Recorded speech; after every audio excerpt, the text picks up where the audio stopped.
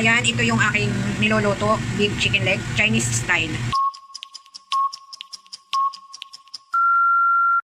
Mayroon ako ditong 2 big chicken leg. Ayan, nakikita nyo naman.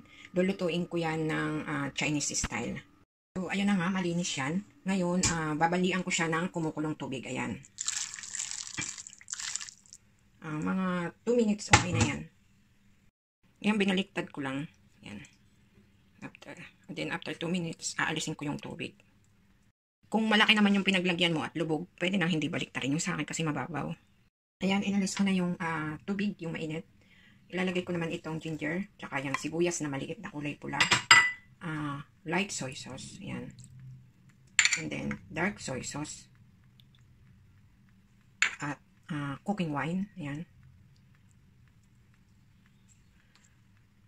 Oyster sauce.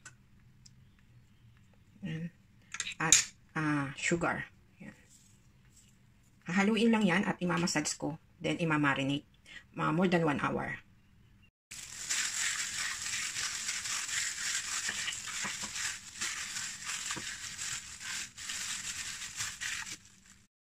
Ayan, kung makikita nyo nga po pala, tinusok-tusok ko yan para yung pagkaka-marinate yung panlasa ay tumalabs o pumasok sa loob.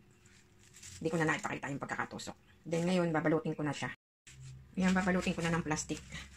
Hirap nang walang camera. Kare, taga-video. Wala. Ayan, ganyan. Basta babalutin ko siya. Hirap nang walang taga-video. Ayan, binalot ko na. And then, ilalagay ko muna sa rep. Ayan, mahigit 1 hour, mas maganda. Mas okay nga din kung overnight. After more than 1 hour, tanggalin ko na itong plastic. Inalis ko na yan sa rep. At binaliktad ko nga pala. At ngayon, ilalagay ko na dito sa kawali. Ito yung kawali. Lagyan ko lang siya nito. Spring onion. Yan.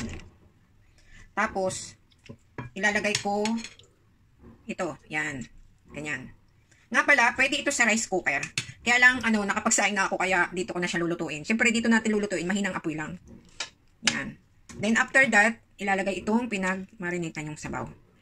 Then, tatakpan ko yan. Mahinang apoy lang. Yan nga pala guys, nilagyan ko ng kaunting chicken broth ito Kunti lang. Yung chicken broth. Then, kaunting cooking oil. And then, ngayon tatakpan ko. Binuksan ko ng apoy niyan, mahina lang. Ko lang ha.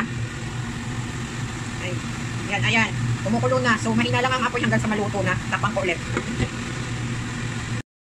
Ayan. I think more than 45 minutes sa mahinang apoy. So, ngayon ito na. So, ayan. Ikakat ko na lang. Then, ready to serve na yan. Kung ikaw naman ang kakain at isang tao lang o 2 tao, tig-isa, kahit hindi mo na ikakat yan.